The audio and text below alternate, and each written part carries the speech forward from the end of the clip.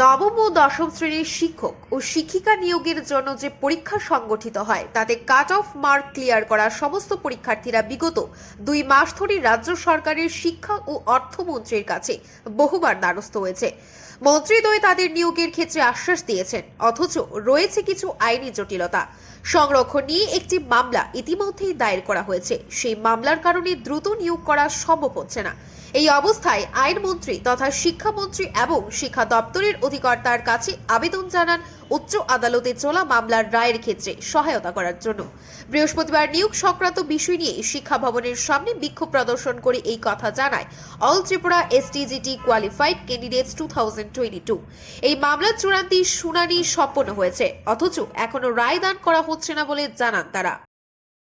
ভাই বোনেরা, আপনারা জানেন সবাই যে আমরা 2022 সালে Stgt কোয়ালিফাই করা, অর্থাৎ যে নবম এবং দশম শ্রেণীর শিক্ষক এবং শিক্ষিকা নিয়োগের জন্য যে পরীক্ষা হয়, এই পরীক্ষায় আমরা যে কাট অফ মার্ক ক্লিয়ার করা সকল ভাই এবং বোনেরা, আমরা বিগত 2 মাস ধরে আপনারা দেখছেন, আমরা রাজ্য সরকারের শিক্ষামন্ত্রী থেকে শুরু করে অর্থ দপ্তরের মন্ত্রী আমরা বারবার গিয়েছি এবং ওনারা আমাদেরকে নিয়োগের ব্যাপারে স্পষ্ট আশাবাদী করেছেন।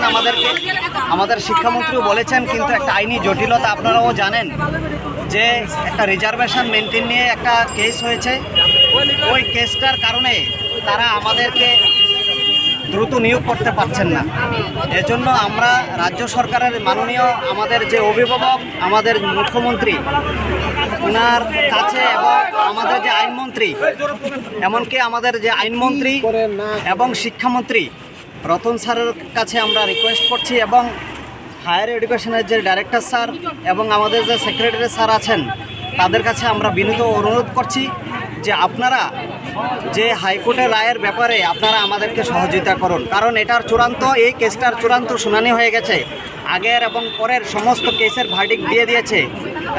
তো এই অবস্থায় আমাদের সকল ভাই বোন চরম একটা অসহায়তার মধ্যে আছে।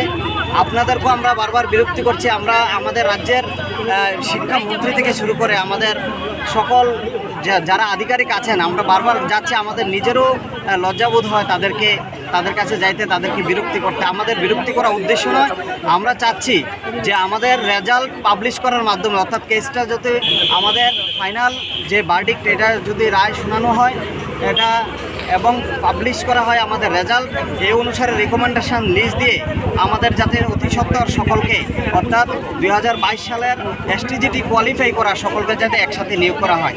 আপনারা দেখছেন যে রাজ্যের মধ্যে যে টেট উত্তীর্ণের মাধ্যমে 1 to 8 শিক্ষক এবং শিক্ষার্থী নিয়োগ হয়েছে, আশানুরূপ ভালো হয়েছে।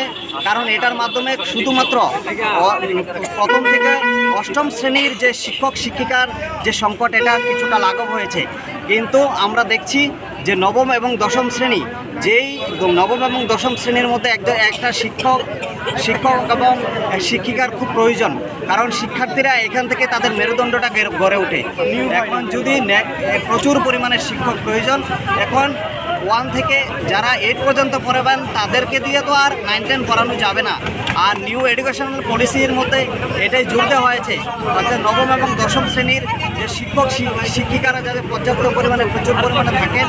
কারণ যদি নবম এবং দশম শ্রেণীতে শিক্ষার ব্যবস্থাটা দুর্বল হয়ে থাকে, তাইলে কী হয়ে যাবে, শিক্ষা ব্যবস্থা দুর্বল হয়ে যাবে। এই জন্য আমাদের সম্মানীয় আমাদের যে রাজ্যের অভিভাবক, আমাদের পিতামাতার মতো উনি আমাদের অভিভাবক, আমাদের মুখ্যমন্ত্রীর কাছে, আমাদের শিক্ষামন্ত্রী তথা আইনমন্ত্রীর কাছে এবং আমাদের যে অর্থ দপ্তরের মন্ত্রী জিষ্ণু স্যারের কাছে এবং পাশাপাশি হায়ার সেকেন্ডারির ডাইরেক্টর স্যার এবং সেক্রেটারি স্যার সকলের কাছে আমরা আবেদন করছি, আপনারা এই আইনি জটিলতাটা শুরু করার জন্য, এটা ক্লোজ করার জন্য যা হেল্প দরকার আমাদেরকে সাহায্য করুন। আমরাও চাই না আমরা রাস্তাতে আসার জন্য। মন্ত্রী ও আধিকারিকদের কাছে বারবার যাওয়ার উদ্দেশ্য বিরক্ত করা নয়, দায়ের করা মামলার চূড়ান্ত শুনানি সম্পন্ন হওয়ার পর রায় দানের ক্ষেত্রে সহায়তা করে 2022 সালে Stgt উত্তীর্ণ সকলকে যাতে নিয়োগ করা হয় তার দাবি জানান তারা। বৃহস্পতিবার নিয়োগ সংক্রান্ত বিষয় নিয়ে শিক্ষা ভবনের সামনে বিক্ষোভ প্রদর্শন করে এই কথা জানায় all Tripura Stgt qualified candidates 2022। Bureau report, Tripura news 8।